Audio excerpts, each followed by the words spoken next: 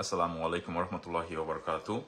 আমাদের জীবনটা না সহজ সরল, কিন্তু আমরা এটাকে পেঁচায় ঘুচায় এত জটিল করে ফেলি, তখন আর জীবনটাকে আর জীবনের মতো মনে হয় না। দুশ্চিন্তা ভরে যায়, প্রতারণার মানে জীবনটা পুরো তেনা তেনা হয়ে যায়, বুঝছেন? মানে এখন বর্তমান যে সিচুয়েশন, কি আর বলবো। আজকের লাইফটা চেষ্টা করবো একটু গুছিয়ে করার জন্য। গত লাইফটা অতটা ভালো হয় নাই, আজকে আমি বিষয় দিয়ে দিয়েছি। সবার প্রথমে আমরা মধ্যপ্রাচ্য থেকে, আমার যেহেতু অনেক বেশি ফলোয়ার আছে, আমি তাদের উদ্দেশ্যে কিছু কথা বলবো। মধ্যপ্রাচ্য থেকে আপনারা যারা ইউরোপে আসতে চাচ্ছেন, সেই বিষয়ে ইটালি নিয়ে অনেক ঝামেলার তৈরি হয়েছে, সমসাময়িক যেই অবস্থা তার উপরে কিছু কথা বলবো। পাশাপাশি স্টুডেন্ট ভিসা নিয়ে কিছু কথা বলতে হবে, তার কারণ সামনের সেশনে অনেকেই ঢুকতে যাবে ইউরোপে স্টুডেন্ট ভিসায়। যারা ইয়াং জেনারেশন আছে তারা অবশ্যই অবশ্যই আজকের লাইফটা শেষ পর্যন্ত দেখবেন। এবং যারা অপরচুনিটি কার্ড, নর্মাল দক্ষ শ্রমিকের জন্য যে স্পেশাল একটা ভিসার ব্যবস্থা করা হয়েছে জার্মানিতে, সেই ব্যাপারে কথা বলবো। তো যাই হোক, আজকে ফালতু কথা না বলে আমরা সবার প্রথমেই শুরু করি। মধ্যপ্রাচ্য থেকে যারা ইউরোপে আসতে চাচ্ছেন তাদের কি আসলে সুবিধাগুলো কোন দিকে? একটা ভাই কিছুক্ষণ আগে আমার এই কমেন্ট করেছেন যে ভাই, আপনি ইনফরমেশন দেন, সবকিছু দেন, সবকিছুই ঠিক আছে, কিন্তু আপনি নিজে একটু চেষ্টা করেন না কোনো একটা মানুষকে মধ্যপ্রাচ্য থেকে ইউরোপে নিয়ে আসার জন্য। সবার প্রথম আমি বলে দিই, মধ্যপ্রাচ্য থেকে আপনি যদি ইউরোপে আসতে চান, আপনার কয়েকটা জিনিসের দরকার হবে। সবার প্রথম আপনার বৈধ কাগজ থাকতে হবে, যেটাকে আকামা বলা হয়ে থাকে। আপনি সৌদি আরব থাকেন, দুবাই থাকেন, কাতার থাকেন, যেখানে থাকেন, আপনার একটা বৈধ কাগজ থাকতে হবে। অবৈধ হইলে ওইখান থেকে আর সম্ভব না। দ্বিতীয় জিনিস, আপনার পাসপোর্টের একটা কপি থাকতে হবে, আপনার পুলিশ ক্লিয়ারেন্স থাকতে হবে। পুলিশ ক্লিয়ারেন্সটা অনেক সময় বিভিন্ন দেশে ডিপেন্ড করে, কিন্তু বিশেষ করে যারা কাতারে আছেন তাদের জন্য কিন্তু পুলিশ ক্লিয়ারেন্স মাস্ট, এটা লাগবেই। এনওসি, যেটা নো অব্লিগেশন সার্টিফিকেট, অর্থাৎ যে কোম্পানির আন্ডারে আপনি কাজ করতেছেন সেই কোম্পানির কোনো প্রবলেম নাই, এই কাগজটা কিন্তু আসলে দরকার হয় না। এই কাগজটা তখনই দরকার হয় যখন ধরেন আপনি আপনার ইটালির ভিসা হইলো, রোমানিয়ার ভিসা হইলো, ক্রোয়েশিয়ার ভিসা হইলো কাতার থেকে বা দুবাই থেকে বা সৌদি আরব থেকে, সেইখান থেকে আপনি যদি ফ্লাই করতে চান, তখন আপনার এই কাগজটার দরকার হবে ইমিগ্রেশনে। তা বাদে এনওসির নর্মালি কোনো দরকার নাই চাকরির জন্য, ওয়ার্ক পারমিট ভিসায় আবেদনের ক্ষেত্রে। এখন আমার পার্সোনাল কথা আমি বলি, আমি 2 বছর, প্রায় 2 বছরের মতো আমি ভ্লগিং করি। তো আমি সবার প্রথমে বলছিলাম যে যেহেতু আমার শ্বশুর বাড়ি রোমানিয়ায়, আমি চেষ্টা করব রোমানিয়াতে একটা বিজনেস ওপেন করে বা একটা সাপ্লাই কোম্পানি ওপেন করে। যেহেতু আমার দুইটা শালা, দুইটা শালাই কিন্তু আমার সেম বয়সী, আমাদের বয়স এই যে 30-35-এর মধ্যেই সবার। তো ওদের সাথে কথাবার্তা বলে, ওদের যে বন্ধু বান্ধব যারা আছে, আমরা সবাই মিলে ডিসিশন নিলাম, ওকে ঠিক আছে, কেউ রিয়েল এস্টেটে আছে, কেউ কনস্ট্রাকশনে আছে। মানে বাংলাদেশের যেরকম, রোমানিয়ার অবস্থা অতটা, মানে ওই সেম ক্যাটাগরিতেই। আপনি যদি লিঙ্ক লবিং খুঁজতে চান, 2-4টা মানুষ পাওয়া যায়। তো এর মামা খালুর কনস্ট্রাকশন বিজনেস আছে, ওর অমুকের ধরেন আপনার রিয়েল এস্টেটের বিজনেস আছে, তারা ওই বাড়িঘর নিয়ে কাজ টাজ করে, ওর রেস্টুরেন্ট আছে। এই 2-4টা মানুষ মিলায় আমরা চিন্তা করলাম যে একটা সাপ্লাই কোম্পানি খুলি। সাপ্লাই কোম্পানি খুলে বাংলাদেশ থেকে লোক আনি, আমাদের কোম্পানিগুলোতেই আমরা চাকরি দিব। ভাই বিশ্বাস করেন, তিমিশোয়ারা হইলো আমার আমার যে শ্বশুরবাড়ি, সেটা হলো লুগোস। তো লুগোস থেকে তিমিশোয়ারা প্রায় ধরেন আপনার 60 কিলোমিটারের মতো। আমরা শুধু কথাবার্তা চালানো শুরু করছি, অলরেডি আমাদের উপর থেকে ফোন চলে আসছে। তোমরা কি অরিজিনালি লোক আনতে চাও নাকি ভুয়া ভাবে? যদি ভুয়া ভাবে হয় কোনো সমস্যা নেই, যদি অরিজিনালি লোক আনতে চাও আমাদের সাথে কন্টাক্টে আসতে হবে। একটা লোক ঢুকলে তাদেরকে পার্সেন্টেজ দিতে হবে। প্রথমেই হুমকি ধামকি শুরু হয়ে গেল। পরে ওইখান থেকে তারাই আমাকে বললো, রোমানিয়ান যারা আছে, তো আমার থেকে তো তারা আরো বেশি চালু, প্রথমেই বলে দিল যে ভাই এর মধ্যে যাওয়া যাবে না, এখানে একবারে উপরের থেকে নিচ পর্যন্ত সব জড়িত। ইভেন বাংলাদেশে যত এজেন্সি আছে তাদের পিছনের ব্যাক হ্যান্ডেও বড় বড় পলিটিশিয়ান, এমপি মন্ত্রী, এরা জড়িত। এই দিকে আগানো যাবে না, তোমার লাইফের রিস্ক থাকবে কিন্তু। পরবর্তীতে আমরা ভয় পেয়ে আমরা এই দিক থেকে সরে আসি। সুতরাং এইখানে আমার মতো ছোট একজন মানুষ এইভাবে ওয়ার্ক পারমিট ভিসায় আপনাদেরকে নিয়ে আসা, এটা আমার মনে হয় না আমার পক্ষে সম্ভব হবে। আমি কতটুকু করতে পারি, স্টুডেন্ট ভিসায় আমি ধরেন আপনাদেরকে হেল্প করতে পারি, ছোটখাটো কিছু পারিশ্রমিকের বিনিময়ে আমি আপনাদেরকে ডিরেক্টলি হেল্প করবে, এটা আমি ডিসিশন নিছি। আমার উপর দিয়ে একটু প্রেশার যাচ্ছে, কিন্তু ইনশাল্লাহ আমি চেষ্টা করব। তো মধ্যপ্রাচ্য থেকে যারা আসতে চাচ্ছেন, বিশেষ করে ইটালিতে আসতে চাচ্ছেন, তাদের উদ্দেশ্যে আমি বলবো, দেখেন ইটালির যেই ফ্লুসি দেওয়া হয় সব সময়, এর থেকে বেটার অপশন আপনাদের কিন্তু রোমানিয়া, ক্রোয়েশিয়া, বুলগেরিয়া, পর্তুগাল, যেখানেই আপনি ওয়ার্ক পারমিট ভিসায় যদি আসতে পারেন সেই সব দেশে যান। ইটালির জন্য চেষ্টা করেন না মধ্যপ্রাচ্য থেকে। তার কারণ সব থেকে বেশি কষ্ট পাইছে 2023 সালে এই মধ্যপ্রাচ্য ফেরত যেই রেমিটেন্স যোদ্ধারা বাংলাদেশে এখনো বসে আছে। করোনা পরবর্তী সময়ে অনেকের জব চলে যায়, আপনারা বাংলাদেশে ব্যাক করছেন, আপনাদের কাছে কিছু কাঁচা টাকা ছিল, লিকুইড টাকা ছিল, সেইগুলোর উপরে নজর পড়ছে বাংলাদেশের ম্যাক্সিমাম প্রতারক চক্রের। আপনাদেরকে ভূগোল পড়াইছে যে ইটালি নিয়ে যাব, আর ইটালির অবস্থা তো এখন দেখতেছেনি, সুইসাইড করতেছে মানুষ। ইটালিতে বসেও সুইসাইড করতেছে, বাংলাদেশে বসেও সুইসাইড করতেছে। তার কারণ আমার একটা পাসপোর্ট যদি 8-10 মাস একটা ভিসা অফিসে জমা থাকে, আমি তো কিচ্ছু করতে পারতেছি না।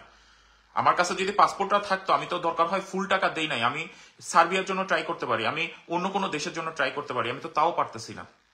মানে আমার আমও গেছে, আমার ছালাও গেছে। তো এইখান থেকে শিক্ষা নেন। আরো একটা বড় পয়েন্ট বলি, তার কারণ আমার মন মানসিকতা একটু একটু হইলেও চেঞ্জ হয়েছে ভাই। কেন চেঞ্জ হয়েছে জানি না, এটা এই রোজার পর থেকে আল্লাহ রহমত করছে। তো সপ্তাহে এমন কোনো দিন নাই আমি একবার হইলে চিন্তা করি না যে বাংলাদেশে ব্যাক করি, একটু ফার্মিং করি, একটু মাছ চাষ করি, একটু সবজি পালন করি, ফল ফ্রুটসের গাছ লাগাই। তার কারণ এই জীবনে দরকার নাই। আজকে 9 বছর হয়েছে বিদেশে আসছি ভাই, বিশ্বাস করেন অবৈধ পথে তো কোনো ইনকাম কখনো করি নাই, মাথার ঘাম পায়ে ফেলা ইনকাম করছি, পড়াশোনা করছি, তারপরে এখন কাজ করে যাচ্ছি। এই 9 বছরে আমার উন্নতি হয়েছে না অবনতি হয়েছে কিছুই বুঝি না, একেবারে সেম পজিশনে আছি।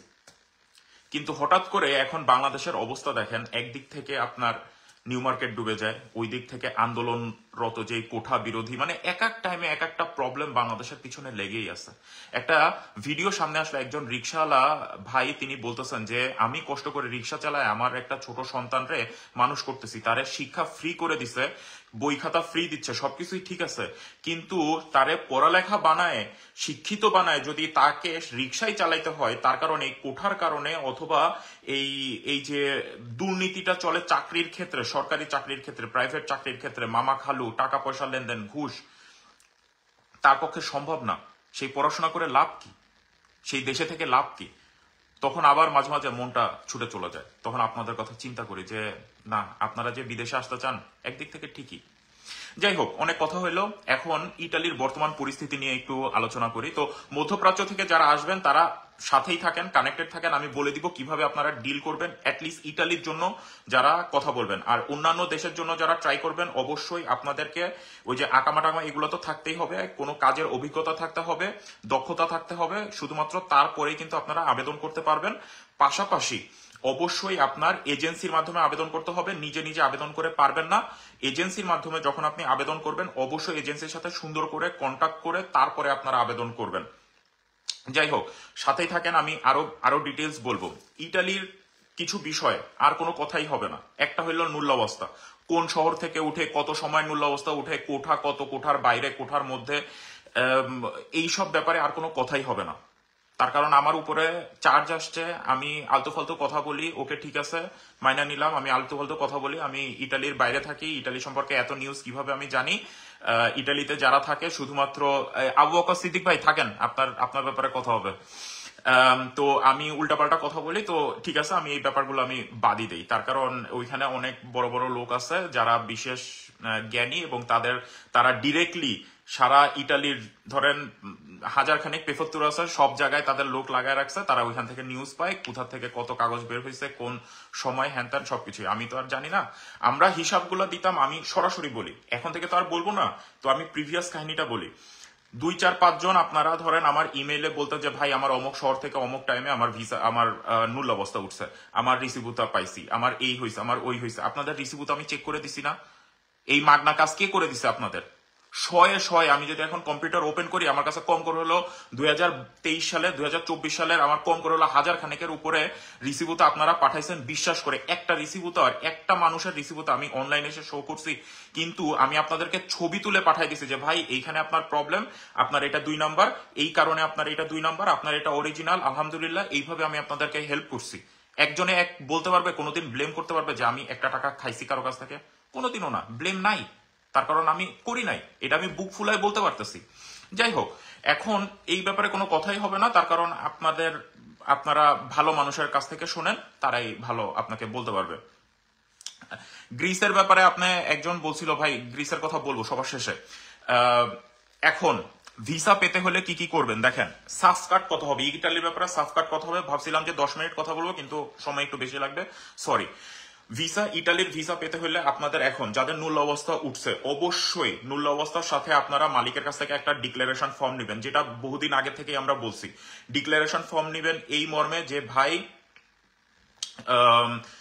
এই মালিক হইলো আপনাকে আনতে চাচ্ছে এবং এই মালিকের কোনো সমস্যা নাই, আপনার থাকা খাওয়ার ব্যবস্থা সবকিছু সে করে দিবে, এই মর্মে সে একটা ডিক্লারেশন ফর্মে সাইন করে দিবে। সেই অরিজিনাল পেপারটা আপনার লাগবে। মালিকের কলিচে ফিসকালে যেটা, সেটা আপনার লাগবে। মালিকের যেই আইডি কার্ড সেটা আপনার লাগবে এবং মালিক আপনার জন্য যে আলেজ্য বরাদ্দ করছে সেই কাগজটা আপনার লাগবে। এইভাবে আপনার ডকুমেন্ট সাজাবেন।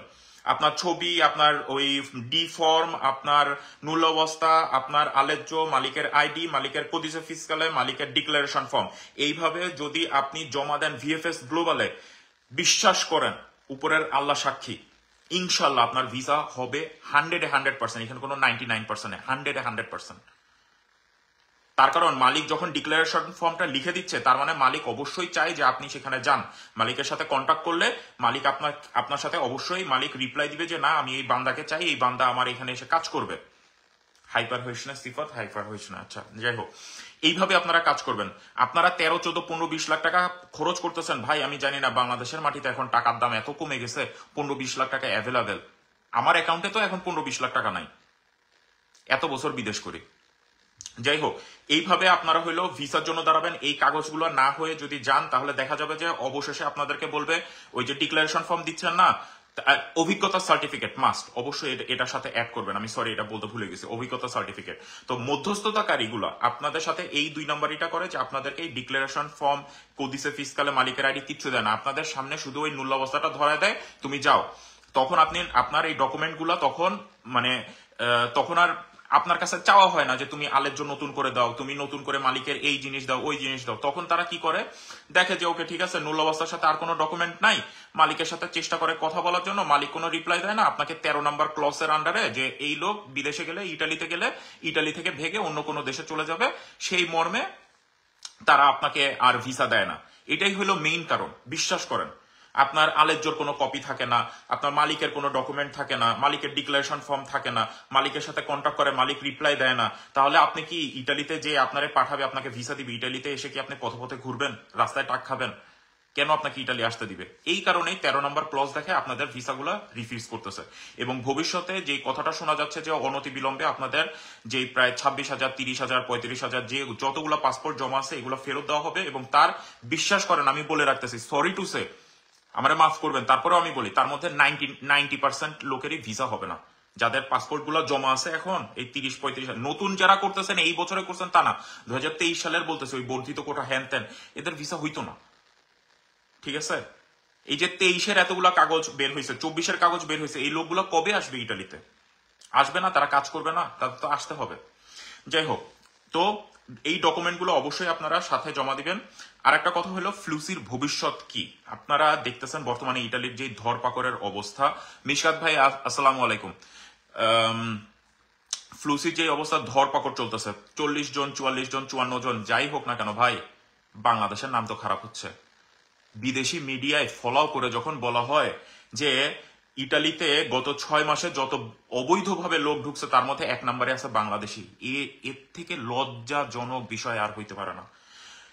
আফ্রিকান কান্ট্রি হার মাইনে গেছে, আরবিক কান্ট্রি হার মাইনে গেছে, মরক্কো, তিউনিসিয়া হার মাইনে গেছে, লিবিয়া হার মাইনে গেছে, নামটা শুধুমাত্র এক, না পাকিস্তান না ইন্ডিয়া, বাংলাদেশ 1 নম্বরে। কষ্টের কথা আর কি বলবো। কিন্তু একটা জিনিস মাথায় রাখবেন, বাংলাদেশ অবৈধভাবে ঢুকুক আর যেভাবেই ঢুকুক, বাংলাদেশি ছাড়া ইটালি চলতো না। সুতরাং ইটালির গভর্নমেন্টও চেষ্টা করতেছে কিভাবে লিগাল ভাবে আপনাদেরকে ঢুকানো যায়, কিভাবে আপনাদেরকে লিগাল করা যায়, কিভাবে একটা সুন্দর একটা ওয়ে নিয়ে আসা যায়। মেলোনি গভর্নমেন্টের যে মন্ত্রিসভার মিটিং ছিল, জর্জিয়া মেলোনি ঘোষণা করছিল গত বছরে যে এইখানে সে মালিক পায় না, 2 নাম্বারই করে, অবৈধভাবে ঢুকে। তার প্রেক্ষিতে কিন্তু এই ধরপাকড় শুরু হয়েছে এবং এইটা শুরু হয়েছে আপনার কাম্পানিয়া থেকে। বিশ্বাস করেন, আগামী কয়েকদিনে সমগ্র ইটালিতে এই ধরপাকড় শুরু হবে, একেবারে সাইজ করে রাখা দিবা সব। এবং আমি খুশি এতে, ভালো ভিসার বিজনেস করছেন না, টাকা কামাইছেন না, খুব খুব ভালোই হবে। কিন্তু তাই বলে যে আপনার পরবর্তী ফ্লুসির উপরে প্রভাব পড়বে কিনা, প্রভাব পড়বে, কিরকম প্রভাব পড়বে? আপনার ভিসা নীতিতে একটু কঠোর হবে, আপনার কাগজপত্র দেওয়াতে একটু কঠোরতা হবে, এগুলাই হবে। কিন্তু বাংলাদেশ যে একেবারে ব্ল্যাকলিস্ট করে দিবে, বাইরে চলে যাবে, ফ্লুসিতে আবেদন করতে পারবে না, তা হবে না। আমাদের দৃষ্টিতে এটা আরো ভালো হবে, তখন আপনারা আরো অরিজিনাল ভাবে মালিকের মাধ্যমে আবেদন করতে পারবেন। সব থেকে বেশি সমস্যাটা হয়েছে যে আপনারা আসছেন ঠিকই, এখানে এসে মালিক পান নাই, এটাই সব থেকে বড় সমস্যা হয়েছে। তখন গিয়ে আপনারা অ্যাজাইলাম ক্লেম করছেন, এগুলো তো ডকুমেন্ট, এগুলো তো সরকারি ডকুমেন্ট। আপনারা নুল অবস্থা উঠছে মানে আপনার সরকারের খাতায় আপনার নামটা রেজিস্টার হয়ে গেছে, যে এতগুলা লোক আসছে, আসার পরে এই লোকগুলা কোথায় গেছে, কি করছে। আজকে বোলজানো শহর বলেন, ত্রেন্তেও শহর বলেন, ব্রেশিয়া শহর বলেন, মিলানো শহর বলেন, উপরের দিকে শহরগুলোর আমি নাম বলতেছি, এখানে এসে আপনি মালিক পাচ্ছেন না, আপনি যায় প্রিফেক্টুরাতে যায় আপনি কাগজ করতে পারতেছেন না, আপনি তখন কস্তুরায় যায় পুলিশের কাছে যায় আপনি নালিশ দিচ্ছেন। কি নালিশ দিচ্ছেন? যে আমার মালিক নাই, আমারে দালা লাইনে ফালায় রাখছে, এই অভিযোগ করতেছেন। কিছুই করার নাই, ঠিক আছে? এগুলা এখন একেবারে উপর মহল থেকে শুরু হয়েছে, ধরপাকড় হবে। এবং পরবর্তী যে ঝামেলাটা হবে আমি আপনাদেরকে এখন থেকে ক্লিয়ার করে দেই, সেটা হলো সানাতারিয়া। সানাতারিয়া গত কয়েক বছর ধরেই আসবে আসবে করতেছে, হয়তোবা এই বছরও দিতে পারে, হয়তোবা সামনের বছরও দিতে পারে, হয়তোবা কালকেও দিতে পারে, আবার নাও দিতে পারে, কোনো সিওরিটি নাই। কথাবার্তা সারা জীবনেই চলতে থাকে, সব দেশেই চলতে থাকে, চলতেছে, চলবে। কিন্তু যখন সানাতারিয়া দিবে, বিশ্বাস করেন, আমার কথাটা রাখেন, এইখানেও কোটি কোটি টাকার বিজনেস হবে। তার কারণ সমগ্র ইউরোপ থেকে লোক ওইখানে চলে যাবে এই সানাতারিয়া ধরার জন্য, যে হ্যাঁ ইটালিতে সানাতারিয়া দিছে, 1 মাসের মধ্যে আমাকে রেজিস্ট্রেশন করতে হবে, এবং রেজিস্ট্রেশন করে আপনাকে মালিক দিয়ে যদি আপনি সুন্দরভাবে আপনার একটা ফাইল রেডি করা হয়, তাহলে আপনার হয়তোবা বৈধতা আপনি লাভ করতে পারেন। এইখানে সব থেকে বড় বিজনেস করবে কাফ অফিস ব্যবসায়ীরা। এখনো আমি বলতেছি, কাফ অফিস ব্যবসায়ীরা। আজ থেকে 10 বছর আগে এরকম বিজনেস কিভাবে হয়েছে সেগুলো আমরা দেখছি, আমরা জানি। আমি তখন হয়তোবা নতুন ছিলাম, কিন্তু আমার আশেপাশে যারা আছে, এদের ভাই ব্রাদার সব ইটালিতে ওই সানাতারিয়া ধরে এই বৈধ হয়ে আজকে জার্মানিতে এসে কাজ করতেছে। আমার আশপাশে আমরা আমরা আমরা জানি, আমরা তো বুঝি, ঠিক আছে? মেইন উদ্দেশ্য ইটালি থেকে তো জার্মানি অ্যাটলিস্ট একটু হইলে তো ভালো, তাই না? বেতনটা তো একটু হইলেও ভালো, জীবন যাই হোক না কেন। তাদের সাথে কথা বলে তো আমরা জানি, সেই আমলে 5,000 6,000 ইউরোর বিজনেস হয়েছে। এই আমলে কি আপনি মনে করেন যে এই 6-7 হাজার ইউরো 10,000 ইউরোর কমে কেউ কাগজ করতে পারবেন? সুতরাং কথাবার্তা, লিঙ্ক লবিং যাই করবেন সানাতারিয়ার জন্য অবশ্যই অবশ্যই অবশ্যই হিসাব করে করবেন। সব থেকে বেশি 2 নম্বরই হবে, সব থেকে বেশি প্রতারিত হবেন এই সানাতারিয়া নিয়ে। এই কারণে আমি এখন পর্যন্ত কোনো কথা বলি নাই এবং কথা বলতে চাইও নাই, কিন্তু এটা নিয়েও অনেক ঝামেলা শুরু হয়ে গেছে। আপনারা বেশি মাতামাতি করবেন না অ্যাটলিস্ট সানাতারিয়া নিয়ে, ঠিক আছে? সাবধান হবেন, এবং বিশেষ করে কাফ অফিস ব্যবসায়ীদের থেকে আরো বেশি সাবধান হবেন। যাই হোক, আমি কাফ অফিসের বিরুদ্ধেও কথা বলতেছি না, এটা আপনারা মাথায় রাখবেন। আমি বলতেছি যে আপনারা কথা বলতে চান না। আমার পরিচিত একজন গেছে একটা কাগজ নিয়ে, যে একটু ট্রান্সলেট করে দেন, আপনারা বলেন উকিল নেওয়ার জন্য। এটা কোনো কথা? মানুষের কোনো মনুষ্যত্ব এটা? যাই হোক, সব শেষে আমি বলবো, ইটালির ফ্লুসির জন্য আপনার পরিচিত মালিক যদি না হয়, আপনার মধ্যস্থতাকারীর পরিচিত মালিক যদি না হয়, তাহলে আপনি যেন না, অনলাইনে কারোর সাথে বিজনেস করতে যায় না। তার কারণ আপনারা ভবিষ্যতে যখন আবেদন করতে যাবেন, আপনাকে সামনের পরে লোক দেখাবে যে হ্যাঁ ঠিক আছে আমি মালিক পাইছি, এই মালিকের 5 জন লোক লাগবে। 5 জনের নাম করে আপনার কাছ থেকে 500 লোকের কাছ থেকে আবেদন করার টাকা নিবে। বিশ্বাস করেন, যা হয়। 500 লোকের কাছ থেকে যদি 50,000 করে টাকা নেয়, 2,50,00,000 টাকা। হিসাব বুঝেন? আপনারও তো একটা রিসিভুতা ধরাই দিবে, আপনি সারা জীবন ধরে আপনার জন্য আবেদন হয়েছে, মামাই তো পুরো একেবারে নিচ দিয়া সেই বিজনেস করে গেছে। এখন সব চুপ না, দেখেন না বাংলাদেশে এখন তো অনলাইনে অত বেশি ফটো করে না যারা বিজনেস করছে। যাই হোক, অনেক কথা হয়েছে এই ব্যাপারে, সরি। ইটালির জন্য এখন সর্বশেষ কথা হইল, মালিক যদি পরিচিত না হয়, আপনার পরিচিত কারো মাধ্যম যদি না হয়, একেবারে আপনজন বাড়ির পাশে যারা বহুদিন ধরে চেনেন এইসব লোক বাদে, মধ্যপ্রাচ্য হোক আর দুনিয়ার যেখান থেকে হোক, ইটালির জন্য অ্যাটলিস্ট আপনারা আবেদন করবেন না। অ্যাটলিস্ট অনলাইনে কোনো মানুষের কথা বিশ্বাস করে টাকা দিবেন না। আর টাকা যখন দিবেন, অবশ্যই তার সাথে প্রথমেই কন্ট্যাক্ট করে নিবেন যে আমার আবেদন হইতে হবে সুন্দরভাবে, আমাকে 1 দিনের মধ্যে রিসিভুতা দিবা। রিসিভুতা মানে আবেদনের রিসিপ্ট দিবা, তারপরে আমাকে ডিক্লারেশন ফর্ম দিবা, আমাকে আলেজ্য দিবা, মালিকের ডিটেলস দিবা, কোদিসে ফিসকালে আইডি সবকিছু দিবা। সেই রকম ভাবে লিখে, একেবারে অঙ্গীকার নামায় লিখে, 2 জনের সাক্ষী নিয়ে, 2 জনের সিগনেচার নিয়ে, সাক্ষী সহ, তারপরে আপনারা কন্ট্যাক্টে যাবেন। এতদিন অ্যাটলিস্ট আমরা এত কথা বলছি ব্লগাররা, আপনারা একটু হইলেও সচেতন হয়েছেন।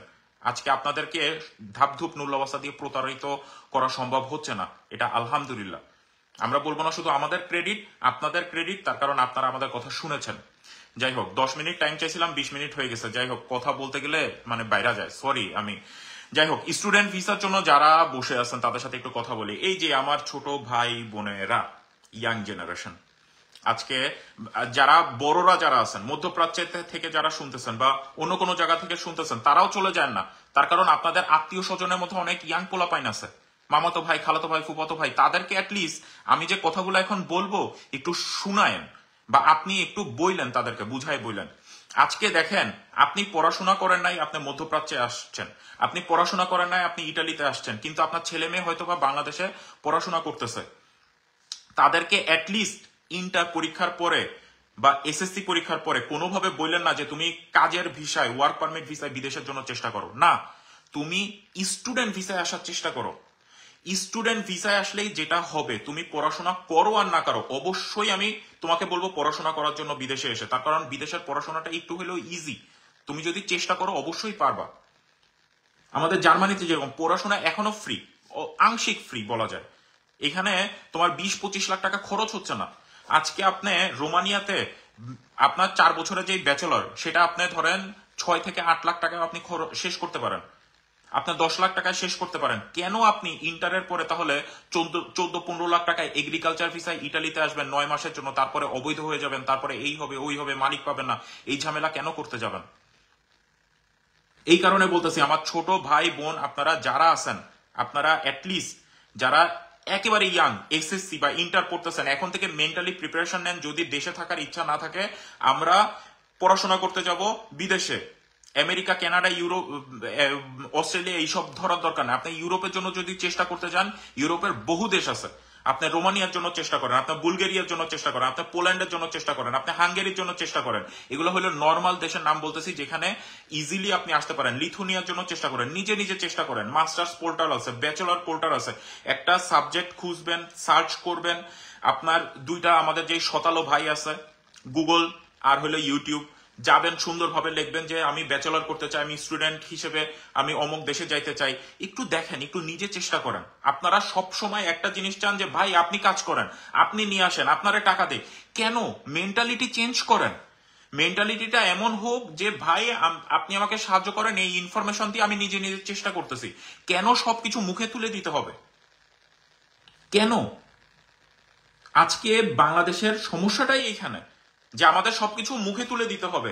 ভাই আপনারা 10 লাখ টাকা দিচ্ছে, আপনি নিয়ে যান। কেন? আমি আপনারা ওয়ে দেখাই দিচ্ছি।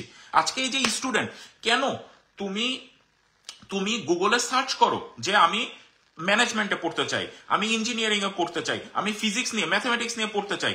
সার্চ করো কোন দেশ, কি কি প্রসেসে আগাইতে হবে। ইউটিউবে শত শত ভিডিও আছে, গুগলে শত শত আর্টিকেল আছে। আজ থেকে 10 বছর আগে আমি যদি তোমার শুধুমাত্র এই গুগল আর ইউটিউবের সাহায্য নিয়ে নিজের চেষ্টায় যদি আমি পড়াশোনা করতে আসতে পারি, আজকে 10 বছর পরে তো হাজার হাজার ইউটিউবার ভরে গেছে। হ্যাঁ, সকলে সব তথ্য সমানভাবে দেয় কিনা এটা সঠিক না, কিন্তু খুঁজে বের করতে হবে, নিজের চেষ্টা থাকতে হবে। যদি একেবারে শেষ পর্যন্ত কেউ যদি এসে আমাকে বলে যে ভাইয়া হাঙ্গেরিতে আমি এরকম 3টে ইউনিভার্সিটি দেখছি, আমার আমার পয়েন্টেই, আমার এইচএসসির পয়েন্টেই, এসএসসির পয়েন্টেই, আমার আইএলটিএস এর স্কোর এই, ভাই আপনি আমাকে একটু সাজেস্ট করেন যে আমি এই ইউনিভার্সিটিতে যাব না, এই ইউনিভার্সিটিতে যাব না, এই ইউনিভার্সিটিতে যাব। আমি বিশ্বাস করেন, আমি সব কাজ ফালায় রাখে আপনার এই উত্তরটা দিব। আপনি যদি আজকে বলেন যে ভাই আমার ব্যাচেলর কমপ্লিট, আমি অমুক অমুক সাবজেক্টে ব্যাচেলর করছি, এখন কোন সাবজেক্টটা মেইন হাইপে আছে, এর ফিউচার ভালো, আমি জার্মানিতে পড়াশোনা করতে আসতে চাই, কোথায় আমার পার্ট টাইম জব ভালো হবে, কোথায় গেলে আমি ভালো চাকরি করতে পারবো, কোন কোন ডিরেকশনে যাব, অবশ্যই আমি আপনাকে গাইড করব। কিন্তু আমি আপনাকে এইভাবে গাইড করব না যে আপনি আমাকে 10 লাখ টাকা দেন, আমি আপনার সব কাজ করে দিচ্ছি। না, এগুলো হইলো মানুষকে অধৈর্য করে দেয়। আমরা অথর্ব না, আমরা জীব, আমরা মানুষ। এই কারণে বলতেছি, যারা ইয়াং জেনারেশন আসো, এখন থেকে ডিসিশন নাও, ওকে আমরা বিদেশে যাব। এখন থেকে আস্তে আস্তে আমরা ইংলিশের মুভি দেখা শুরু করি, ইংলিশ পড়াশোনা শুরু করি, ইংলিশের আইএলটিএসটা কমপ্লিট করি। ফিজিক্স এবং ম্যাথমেটিক্সের এবং অ্যানালিটিক জ্ঞান, এই 3টা জিনিস, ফিজিক্স, ম্যাথমেটিক্স, অ্যানালিটিক্স, যারা সায়েন্স রিলেটেড, যারা আর্টসে আছেন তাদেরও ভূগোল টুগোল এইসব ব্যাপারে একটু একটু জ্ঞান রাখেন। তার কারণ ছোট একটা টেস্ট হবে, সেটাকে পাস করতে হবে, খুবই ইজি টেস্ট। এরপরে যারা হাউস বিল্ডিং করতে আসতে চান জার্মানিতে, এটা অনেক প্রশ্ন আমি পাই। হাউস বিল্ডিং ভাই, হাউস বিল্ডিং এর জন্য একটা স্পেশাল ভিডিও আছে আমার এখানে, আমি একেবারে নারী নক্ষত্র সব ওইখানে দেখাই দিছি কিভাবে কি করতে হবে সবকিছু। হাউস বিল্ডিং এর জন্য প্রধান শর্ত হইলো আপনার ভাষা জানতে হবে, জার্মান ভাষা জানতে হবে, যেটা একেবারে ইজি না। আপনি কম্পিটিশন করবেন জার্মানিতে জন্ম নেওয়া একটা জার্মান ছেলের সাথে, এটা আপনি মাথায় রাখবেন। আপনার কম্পিটিশন হবে সেই জার্মান ছেলের সাথে। এখন তার ভাষার লেভেল কত সেটা তো আপনি বুঝতে পারেন, তার ব্রেন কত শার্প সেটা আপনি বুঝতে পারেন। সুতরাং আপনাকে তার উপরে যেতে হবে। হাউস বিল্ডিং এ যে বাংলাদেশ থেকে লোক আসতেছে না তা না, অবশ্যই আসতেছে, কিন্তু অবশ্যই সেখানে আপনাকেও মেধাবী হইতে হবে, পড়াশোনা করতে হবে, ভাষায় ততটুকু দক্ষ হইতে হবে, পাশাপাশি এইখানে কনভিন্স করার মতো সেই পাওয়ারটুকু আপনার থাকতে হবে। এখানে যে একটা ছোট ইন্টারভিউ হবে সেখানে আপনি আসতে পারবেন। হাউস বিল্ডিং এর জন্য কোনো টাকা লাগে না, বছরের পর বছর ওয়েট করা লাগে না, 6 মাসের মধ্যে হাউস বিল্ডিং এর ভিসা হয়ে যায়। আপনি যদি হাজার হাজার কোম্পানি আছে আপনার জার্মানিতে, আপনি হাউস বিল্ডিং .de লেখেন, লিখে আপনি সার্চ করেন, আপনি যেখানে এরকম হাজার হাজার কোম্পানি পাবেন সেখানে আপনি অ্যাপ্লাই করেন।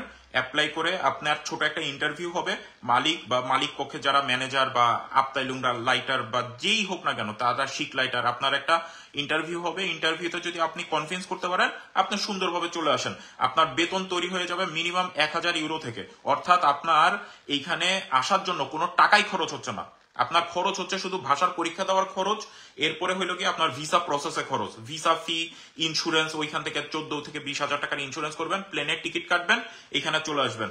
হাউস বিল্ডিং করতে যদি আপনি কোম্পানিতে আসেন, ম্যাক্সিমাম জায়গায় আপনার কোম্পানি আপনার থাকা খাওয়ার ব্যবস্থা করে দেয়, না সরি খাওয়ার ব্যবস্থা, থাকার ব্যবস্থা করে দেয়। আর খাওয়ার জন্য তো আপনাকে প্রতি মাসে মিনিমাম 1000 থেকে 1600 ইউরো তো আপনাকে পে করতেছেই, আর কি লাগে বলেন। 3 বছর পড়াশোনা করবেন, ভাষা আর একটু শিখে যাবেন, নাগরিকত্বের জন্য অ্যাপ্লাই করবেন। আপনার যদি C1 লেভেল যদি থাকে, সরাসরি নাগরিকত্বের জন্য আবেদন করবেন, 3 বছরে জার্মানির পাসপোর্ট পেয়ে যাবেন। এর থেকে বড় বুদ্ধি আর কি হইতে পারে বলেন? এই বুদ্ধি আর কে দিবে? আপনি বাংলাদেশ থেকে বেআইনস কমপ্লিট করে জার্মানিতে হাউস বিল্ডিং করতে আসেন, পড়াশোনার পাশাপাশি কাজ করবেন, 1000 ইউরো ইনকাম করবেন, 1600 ইউরো ইনকাম করবেন, 3 বছরের মধ্যে অ্যাটলিস্ট বেস ওয়াই আর সে আইন্স দুইটা পার্ট কমপ্লিট করবেন। 3 বছরের পরে আপনি এইখানে যা সুন্দর করে বলবেন যে এই যে আমার পার্মানেন্ট জব আছে, হাউস বিল্ডিং এর পরে ডাইরেক্ট জব, এই যে আমার জব আছে, আমার সে আইন সার্টিফিকেট আছে, আমি ইন্টিগ্রেট করছি জার্মান কালচারের সাথে, আমাকে পাসপোর্ট দাও, আবেদন করে ফেলবেন। 3 বছরে নাগরিকত্ব, এর থেকে বড় সুবিধা আর হইতে পারে না জার্মানিতে।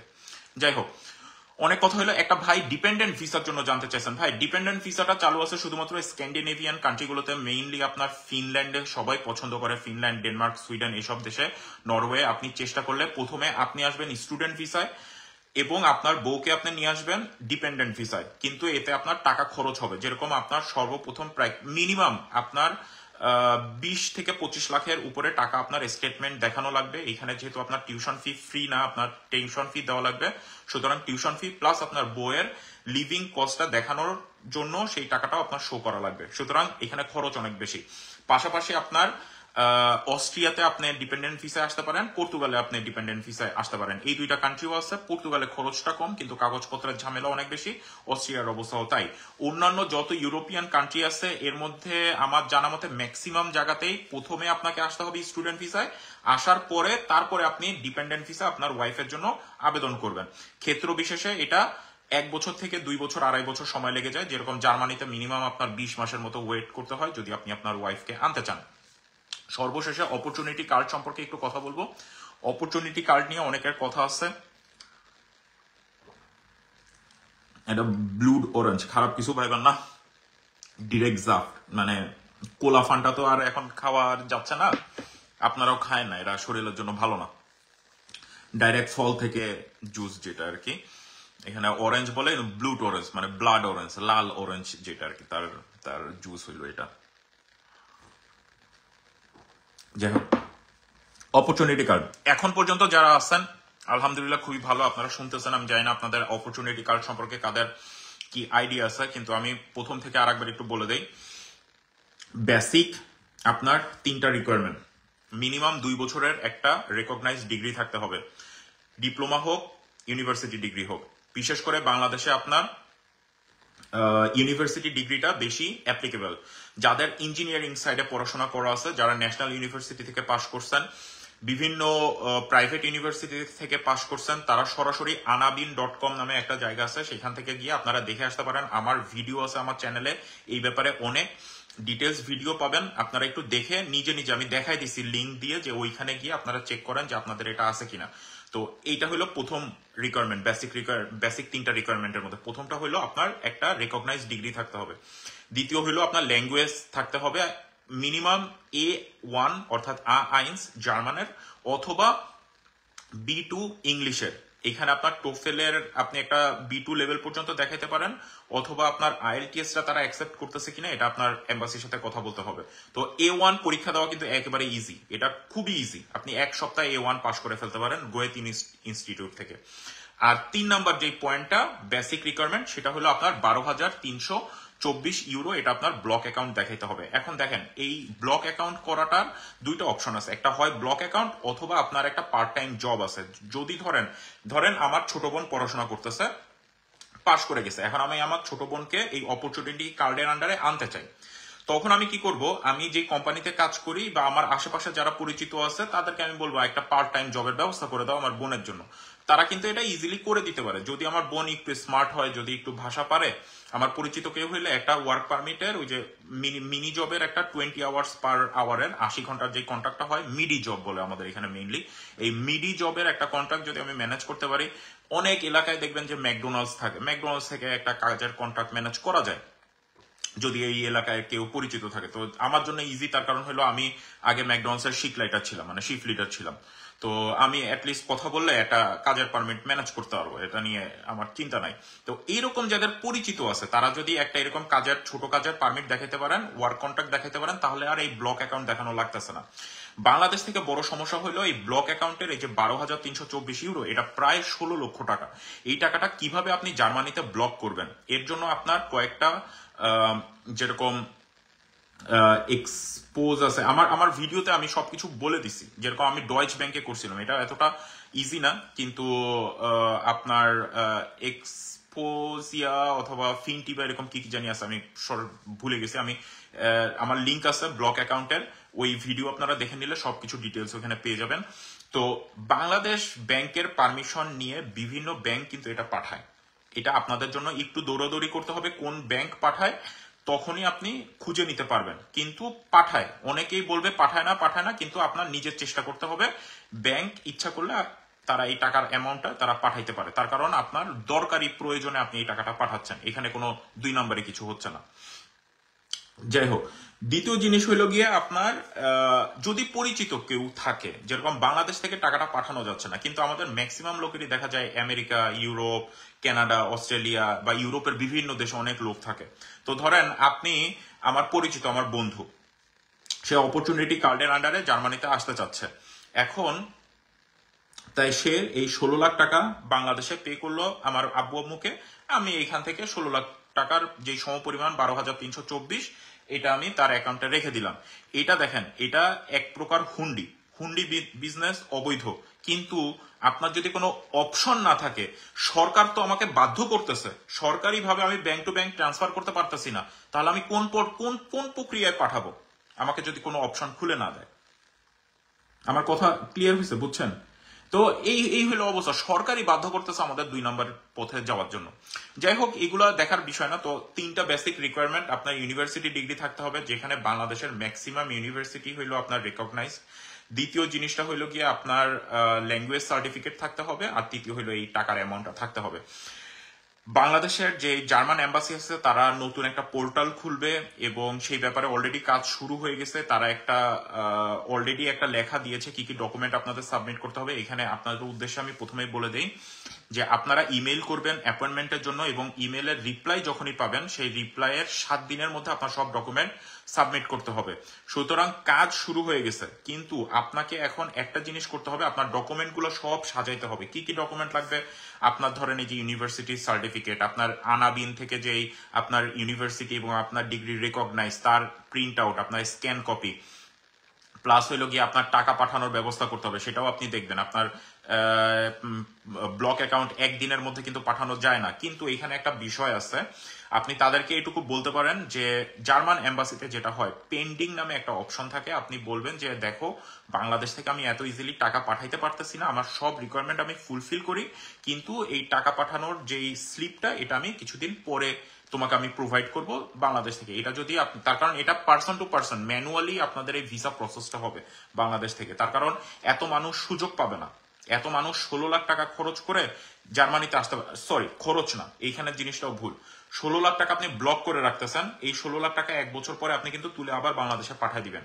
ইন বিটুইন এই টাইমে জার্মানিতে আপনি কিন্তু একটা মিডি জব করবেন, আপনার লিভিং আপনি চালাই নেবেন। এর মধ্যে যদি জব পেয়ে যান তাহলে তো আলহামদুলিল্লাহ খুবই ভালো।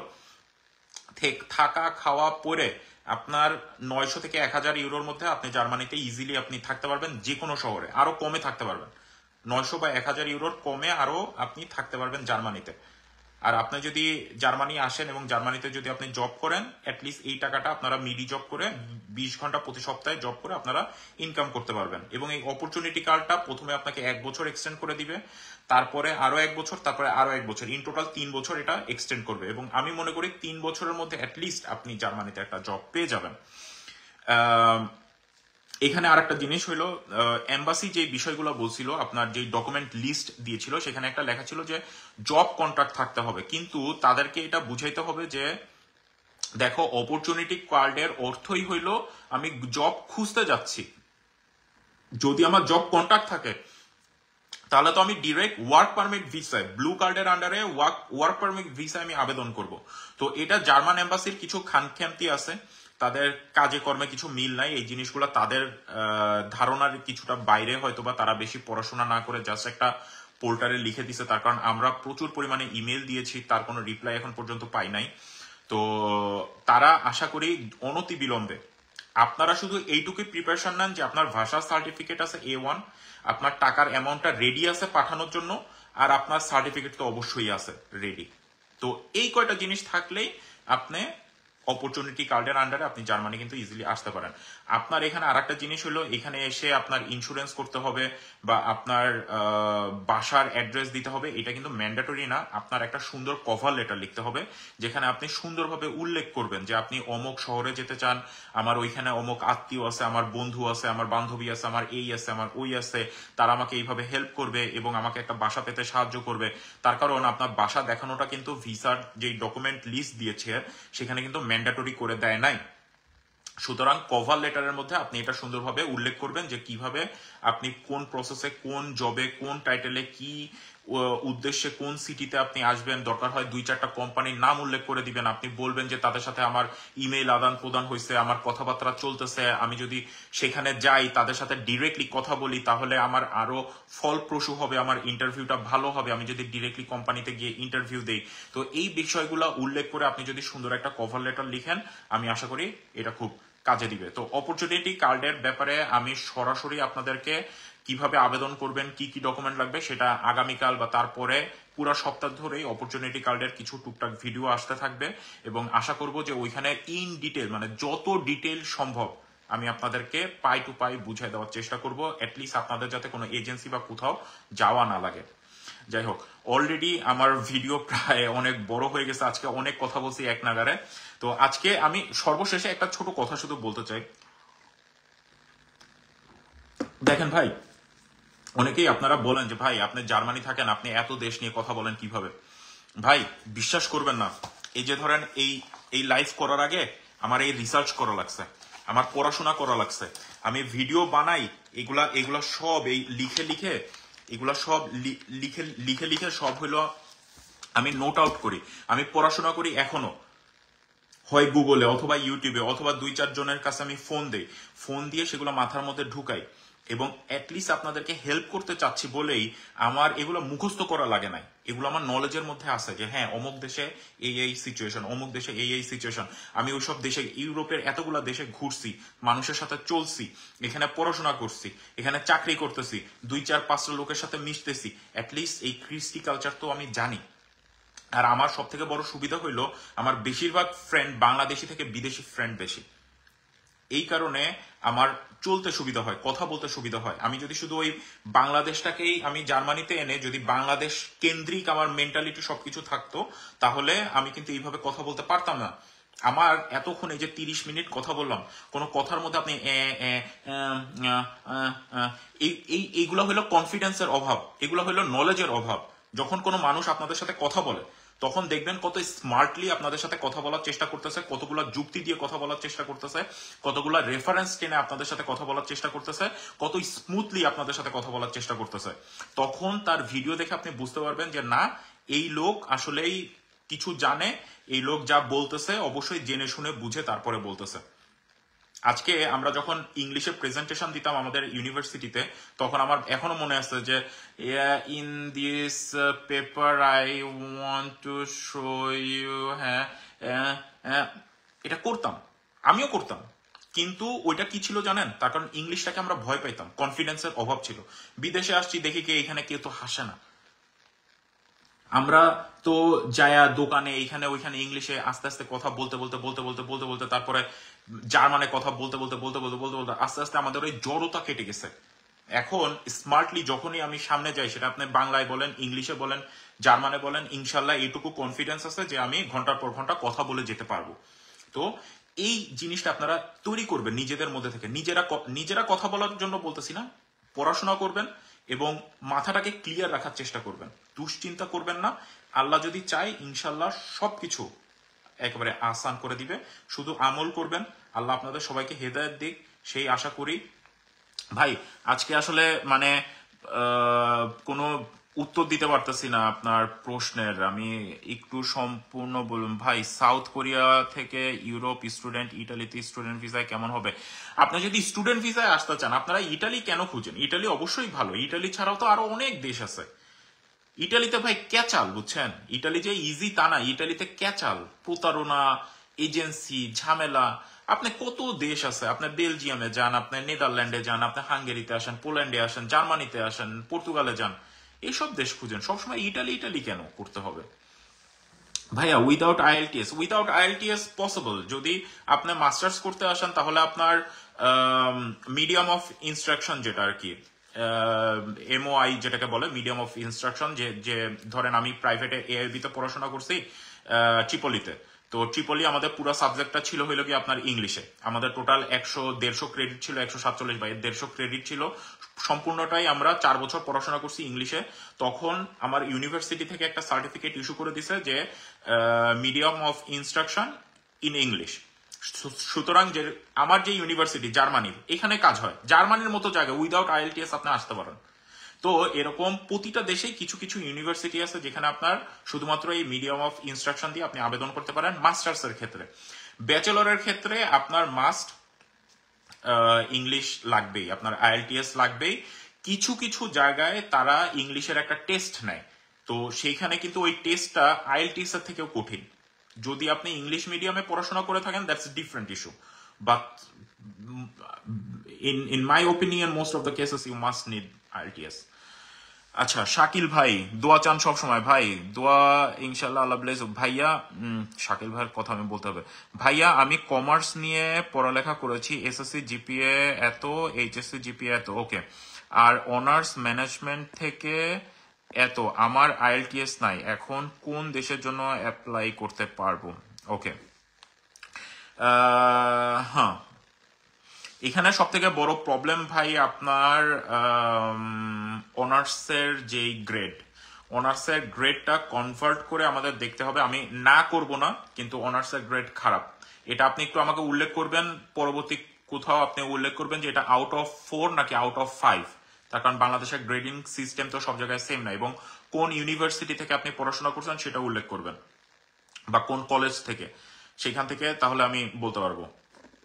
কিন্তু আপনার রেজাল্ট যাই হোক, আপনি কিন্তু মাস্টার্স এর জন্য অ্যাপ্লাই করতে পারেন বিভিন্ন দেশে। আপনার রেজাল্ট খারাপ হইলেও আপনি একটু নয় নর্মাল দেশে যাবেন। যেরকম আমি এখন বলি, রোমানিয়ার জন্য আপনারা ট্রাই করতে পারেন যে কোনো ইউনিভার্সিটিতে মাস্টার্স এর জন্য, এটা সব থেকে বেস্ট অপশন। কয়েকদিন পরে সম্পূর্ণরূপে সেঙ্গেনের মধ্যে ঢুকে যাবে, আপনারা সব থেকে বেশি সুবিধা পাবেন যদি রোমানিয়ার জন্য ট্রাই করেন। এবং রোমানিয়াতে স্টুডেন্ট ভিসায় আসাও কিন্তু সহজ। আর যদি টাকা পয়সার কোনো ঝামেলা না থাকে, টাকা পয়সা আপনি 15-20 লাখ টাকা দিয়ে পড়তে আসতে চান, তাহলে সোজা ডেনমার্কে চলে যাবেন। ডেনমার্কে কোনো কাগজপত্রের কোনো ঝামেলাই নেই, খুব ইজি, কিন্তু আইএলটিএস লাগবে।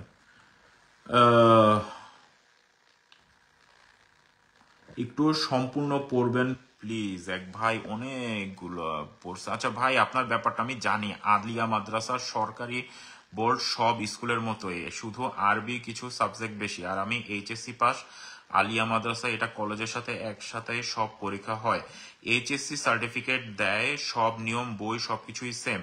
আইএলটিএস করলে যেতে পারবো কিনা? আমি ডিপ্লোমা 1 বছর শেফ কোর্স করতেছি আলিয়া মাদ্রাসা থেকে, স্টুডেন্ট ভিসায় অস্ট্রেলিয়া গেছে অনেকজন আলিয়া মাদ্রাসায়। আচ্ছা ভাই দেখেন, আমি সোজা কথা বলি, অস্ট্রেলিয়ায় যদি আপনি যান, আপনার বিশাল অ্যামাউন্টের একটা টাকার খরচ আছে। আপনার যদি এইচএসসি সার্টিফিকেট থাকে আর আপনি বলতেছেন যে আইএলটিএস আপনি দিবেন না, আইএলটিএস করলে, হ্যাঁ আইএলটিএস যদি আপনি করেন, এইচএসসি সার্টিফিকেট, আইএলটিএস, আর আপনার এখানে ছোটখাটো যে কোনো একটা এন্ট্রান্স এক্সাম টাইপের কিছু দিতে হবে। আমি আপনাকে সাজেস্ট করব, যেহেতু আপনি অলরেডি শেফের কোর্স করছেন 1 বছরের ডিপ্লোমা, আপনি হোটেল অ্যান্ড ম্যানেজমেন্টের জন্য অথবা ট্যুরিজম, দুইটা সাবজেক্ট বললাম, হোটেল ম্যানেজমেন্ট অথবা ট্যুরিজম, অথবা হোটেল ম্যানেজমেন্ট অ্যান্ড ট্যুরিজম, এই সাবজেক্ট সার্চ করা শুরু করেন। হাঙ্গেরির জন্য, রোমানিয়ার জন্য, বুলগেরিয়ার জন্য, পোল্যান্ডের জন্য, লিথুনিয়ার জন্য করতে পারেন, কিন্তু লিথুনিয়ার দরকার নেই, আপনি রোমানিয়াতে ট্রাই করেন, হাঙ্গেরিতে ট্রাই করেন, বেস্ট অপশন। বুলগেরিয়াও ট্রাই করতে পারেন, পোল্যান্ডও ট্রাই করতে পারেন। আপনি গুগলে জাস্ট লেখেন যে hotel management and tourism, bachelor in hotel management and tourism in Romania, just মানে বাংলায় লেখেন, এত এত কমপ্লিকেটেড করার দরকার নাই, ঠিক আছে? আমি যখন প্রথম এই জার্মানিতে পড়তে আসি, আমি গুগলে সার্চ করছিলাম কিভাবে জানেন? আমি লিখছিলাম যে masters in electrical engineering, electrical and electronic engineering in English in Germany. কি আর বলবো ভাই, আমরা তো সার্চ করতেও পারি না। সবার প্রথম যে অপশনটা আসছিল যে ক্যাম্পটেন ইউনিভার্সিটি অফ অ্যাপ্লাইড সায়েন্স, আমি ইমেজে যায় এই পাহাড় পর্বত সবকিছু দেখে আমি তো পুরো মুগ্ধ হয়ে গেছি যে পাহাড়ের ঢালে ইউনিভার্সিটি, আয় কত নাকি। তো সেই শহরেই আসা 9টা বছর কিভাবে কেটে গেল সেই শহরে আল্লাহ মাবুদ জানে। তো আমার শতালো ভাই, আচ্ছা শতালো ভাই না বলে আমাদের মানে খুব সুন্দর একটা অপশন গুগল ভাই, তো গুগল ভাই আমাদেরকে সেইভাবে হেল্প করছিল ওই টাইমে। তো আপনি আলিয়া মাদ্রাসা থেকে পড়াশোনা করছেন, কোনো সমস্যা না ভাই। আপনার যেহেতু এইচএসসি সার্টিফিকেট আছে, আপনি আইএলটিএস পরীক্ষা দেন, মিনিমাম আপনি 6 পান, মিনিমাম 6 বেশি পেলে সব থেকে ভালো। এরপরে আপনাকে তো বলেই দিলাম, যেহেতু আপনি শেফ কোর্স করছেন, আপনি হোটেল ম্যানেজমেন্ট অ্যান্ড ট্যুরিজমে আপনি ব্যাচেলরের জন্য ট্রাই করেন। আচ্ছা, এত প্রশ্ন ভাই, আসলে এইভাবে তো বলা সহজ না ভাইয়া। 5 লাখ ইউরোপ কোন দেশ? স্টুডেন্ট জমা ভালো ফর ব্যাচেলর। আচ্ছা দেখেন, স্টুডেন্ট হিসেবে আপনি যখন ব্যাচেলর করতে আসবেন, ব্যাচেলরের প্রোগ্রামটা হয় 3 বছর অথবা 4 বছরের, ম্যাক্সিমাম জায়গায় 3-3.5 বছরের। তো আপনার যদি সেখানে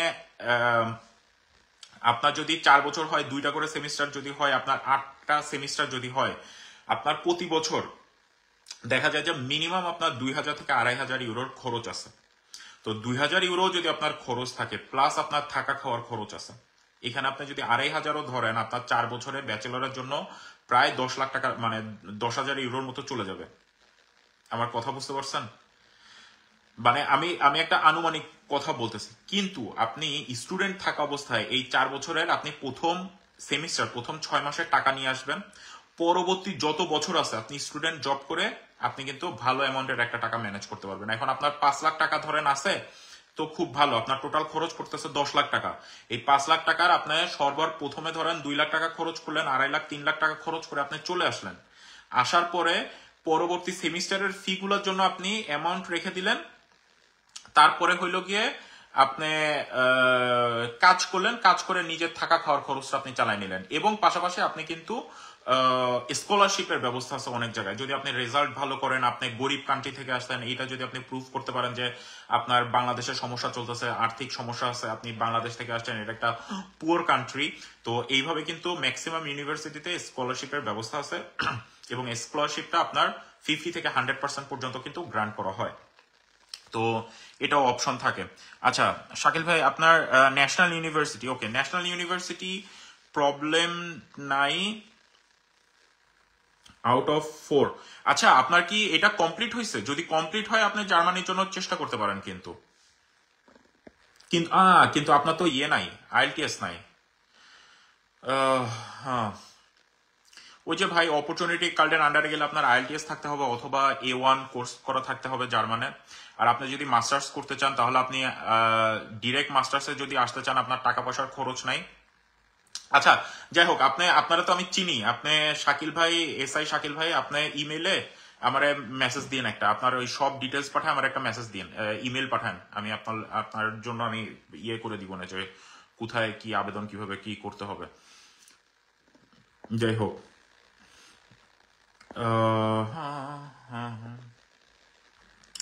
এত ভাই আসলে এটা খুবই টাফ ভাই। অ্যাপয়েন্টমেন্ট জমা দিতে যাবো এই মাসের 24 তারিখ, কিছু কি এম্বাসির বিশেষ গাইতে পারে? ভাই আমি প্রথমেই বলে দিছি কি কি ডকুমেন্ট নিয়ে যাবেন। এখন ওই ডকুমেন্ট ছাড়া যদি যান ঝামেলা হইতে পারে, বর্তমান সিচুয়েশন ভালো না কোনো দিকেই। ইটালি থেকে যত দূরে থাকবেন ততই ভালো হবে। ইউরোপের আরো বহুত দেশ আছে, ইটালি ইটালি করে আর মাথা নষ্ট করেন না, ভবিষ্যৎ ভালো কিছু দেখতেছি না ভাই। সাউথ কোরিয়ায় না ইউরোপ, কোন দেশে ভালো হবে স্টাডির জন্য? আচ্ছা, স্টাডির জন্য অবশ্যই ইউরোপ ভালো হবে, ইউরোপ স্ট্যান্ডার্ড ডিফারেন্ট, কিন্তু সাউথ কোরিয়াও কিন্তু ফেলে দেওয়ার মতো না। আজকে আমি যখন কিছুদিন আগে বাংলাদেশ গিয়েছিলাম, আপনার এই 3-4 মাস আগে, একজনের সাথে কথা হইলো মধ্যপ্রাচ্য থেকে, তার হইলো আপনার শিপ বিল্ডিং এর কোনো একটা জায়গায় তার এক্সপিরিয়েন্স আছে, না সরি আমি ভুল বলছি, ইলেকট্রিক্যাল কোনো কাজে তার এক্সপিরিয়েন্স আছে, শিপে ইলেকট্রিশিয়ানের কি কি জানি সে কাজ করতো কোনো একটা সি পোর্টে, মিডল ইস্টের কোনো একটা কান্ট্রিতে। তার কোনো না কোনো ভাবে ওই ভাষা শিখে তার লটারি লাগে গেছে সাউথ কোরিয়া। তো আমি বললাম যে ভাই আপনি, সে ইটালির ফ্লুসিতেও আবেদন করছিল এই শিপ বিল্ডিং খাতেই, তো তার ফ্লুসিও টেকে, ইটালিও টেকে, সাউথ কোরিয়াও টেকে, তো আমার পরিচিত। তো সে আমারে পরে হঠাৎ করে শুনি কি যে সে ইটালি আসবে না, সে সাউথ কোরিয়া চলে গেছে। আমি তো অবাক হইলাম যে মানুষ ইউরোপ ইউরোপ করে পাগল, আর এই পাগলায় চলে যাচ্ছে সাউথ কোরিয়ায়। আমি বললাম যে ভাই কাহিনী কি? তো সে আমাকে বললো যে ভাই ইটালিতে আমি ফুল খোঁজ নিছি, তার কারণ আমাদের অনেকে মিডল ইস্ট থেকে ওইখানে গেছে, এই শিপ বিল্ডিং এর যে কাজ, শিপিং লাইনে যে ইলেকট্রিকের কাজগুলো ছিল সেইখানে আপনার তারা প্রথম অবস্থায় বেতন পায় 2200 ইউরোর মতো। 2200 ইউরো কিন্তু ফেলায় দেওয়া কথা না, বিশাল টাকা। 2000 মানে আপনার 13 দুগুণে প্রায় আপনার 2,70,000 টাকার কাছাকাছি, 2,70,000, 2,80,000 টাকা। এটা কিন্তু ফেলা প্রথম অবস্থায় ইটালিতে বেতন পাচ্ছে। কিন্তু এই বান্দায় যা শুনাইলো যে ভাই সাউথ কোরিয়া আমি যাচ্ছি, আপনি জানেন আমার বেতন কত? সে বললো 4,500 ইউরো। 4,500 ইউরো, কল্পনা করা যায়? এটা তো আমি বিশ্বাসই করি নাই। পরে যখন সবকিছু খোলাখুলি ভাবে দেখলাম তখন বিশ্বাস হয়েছে।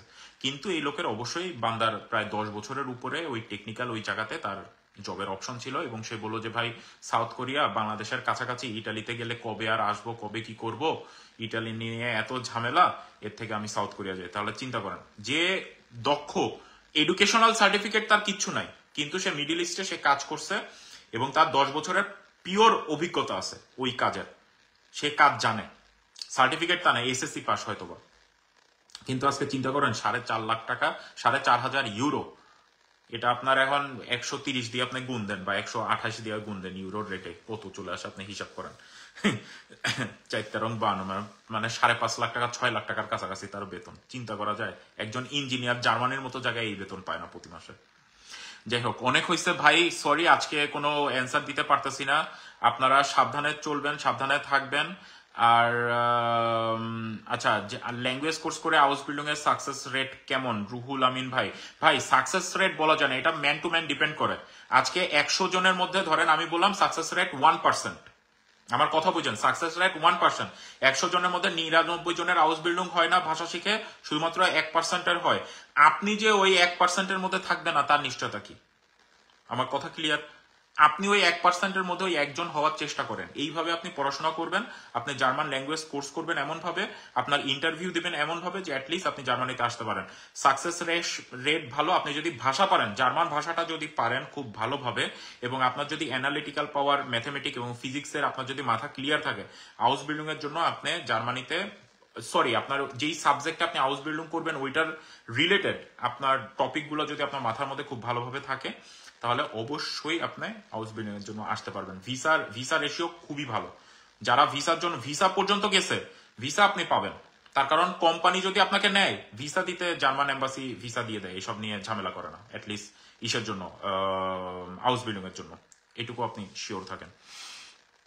এমএসসি তে এমওআই অ্যাপ্লাই করা যাবে? জি। এমএসসি আপনি কিসে করছেন ভাই? যদি ইলেকট্রিক্যাল ইঞ্জিনিয়ারিং হয় তাহলে কেমটেন ইউনিভার্সিটি অফ অ্যাপ্লাইড সায়েন্সে আবেদন করেন। আমি যে ইউনিভার্সিটি থেকে পড়াশোনা করছি, এখানে আপনার এমওআই দিয়েও আপনার এখনো ইয়ে পাওয়া যায়, অ্যাডমিশন পাওয়া যায়। Kempten university of applied science, Kempten, KEMPTEN। ভাই সার্বিয়া এখন কি ভালো হবে? সার্বিয়ার অবস্থা তো দিন দিন খারাপের দিকে যাচ্ছে, কি আর বলবো।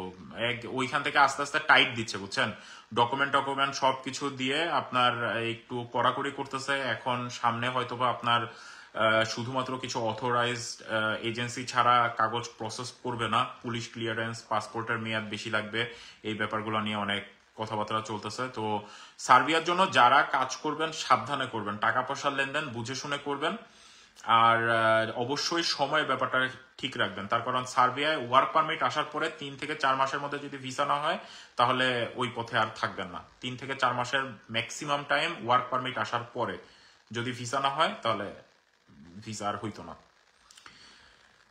ইটালি কি ভিসা স্টাডির জন্য ভালো হবে? আব্দুল্লাহ হোসেন, জি ভাই অবশ্যই ভালো হবে, কেন ভালো হবে? ইটালি অবশ্যই ভালো হবে। ইটালিতে আমি এখন একটু আপনাদেরকে মানে অনুৎসাহিত করতেছি এই কারণে যে আপনার ইটালি নিয়ে আপনি স্টুডেন্ট বলেন, ফ্লুসি বলেন, ওয়ার্ক পারমিট বলেন, এত প্রতারণা, এত প্রতারক, এত ঝামেলা, মানে আমরা নিজেরাই ইটালিটাকে খারাপ বানায় ফেলছি। এই কারণে আপনাদের যদি অন্য অপশন থাকে খুঁজে দেখেন যেখানে অ্যাটলিস্ট প্রতারিত হওয়ার কোনো ভয় নাই, বুঝছেন। স্টাডি ভিসা যদি আসতে চান, যদি মাস্টার্স করতে চান, আপনারা জার্মান সিলেক্ট করেন।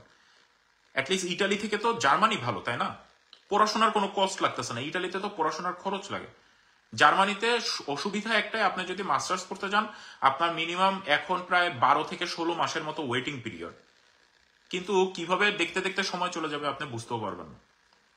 জার্মানির জন্য চেষ্টা করেন। DAD.de নামে একটা ওয়েবসাইট আছে, DAAD.de, এখানে আপনি লেখেন প্রোগ্রাম সার্চ DAAD.de, এইভাবে লেখেন, আপনি প্রোগ্রাম সার্চ করতে পারবেন, ইউনিভার্সিটি সিলেক্ট করে অ্যাডমিশনের জন্য আবেদন করবেন, তারপরে আপনি চলে আসবেন। যাই হোক, অনেক কথা বলছি, প্রায় ঘন্টাখানেকের কাছাকাছি চলে গেছে, যা চাইছিলাম না তাই হইলো। চাইছিলাম যে আধা ঘন্টায় শেষ করে দিব, কিন্তু লাস্টে যে সব একেবারে ঠিক আছে। মন্টিনিগ্রোর ওয়ার্ক ভিসা কেমন হইতেছে ভাই? মন্টিনিগ্রোর ভিসা বলতে গেলে বন্ধ। এর মাঝে শুনলাম একজনের নাকি ভিসা হয়েছে, কিন্তু আমি যতটুকু জানি মন্টিনিগ্রোর ভিসা হচ্ছে না এখন, ঝামেলা। আচ্ছা যাই হোক, অনেক কথা হইলো ভাই, ভুল ত্রুটি হইলো অবশ্যই মাফ করবেন। আমি ছোট একজন মানুষ, কিন্তু আমি চেষ্টা করি সব সময়, বিশেষ করে ইয়াং জেনারেশন যারা আছেন, যারা এসএসসি এইচএসসি উঠতি, আমি সকলের উদ্দেশ্যে একটাই শুধু কথা বলবো, আপনার স্টুডেন্ট ভিসার জন্য চেষ্টা করবেন, আপনার ওয়ার্ক পারমিটের জন্য চেষ্টা করবেন না।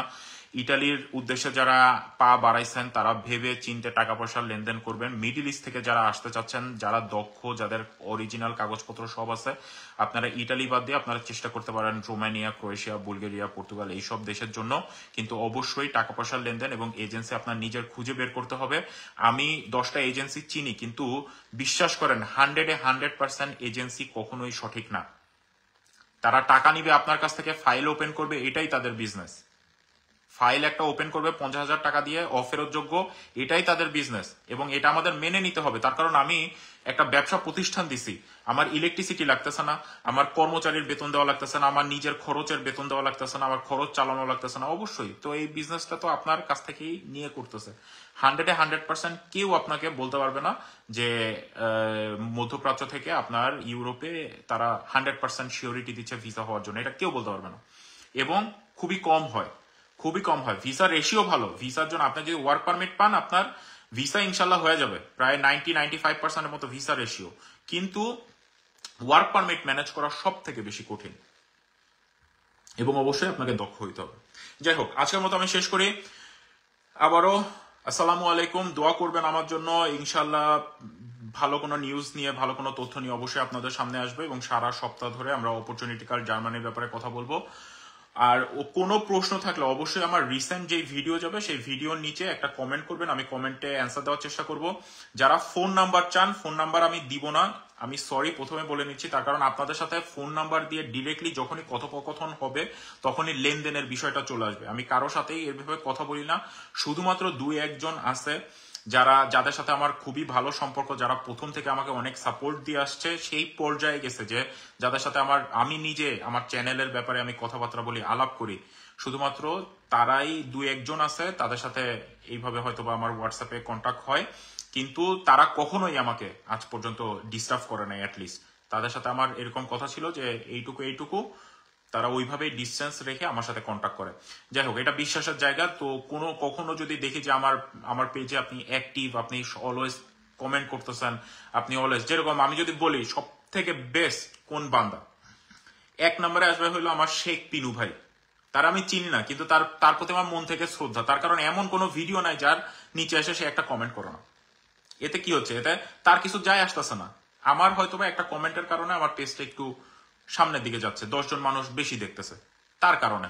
তার তো কোনো ঠেকা নাই আমার ভিডিওতে এসে কমেন্ট করা। আর তার যে এই ভিডিওগুলো কাজে লাগতেছে তাও না, কিন্তু সে একটা কমেন্ট করে যাচ্ছে, আমার চোখে পড়তেছে যে হ্যাঁ, এই ভাই তো গত 1 বছর ধরে আমি 200 ভিডিও দিছি, 200 ভিডিওর নিচেই তার কমেন্ট আছে।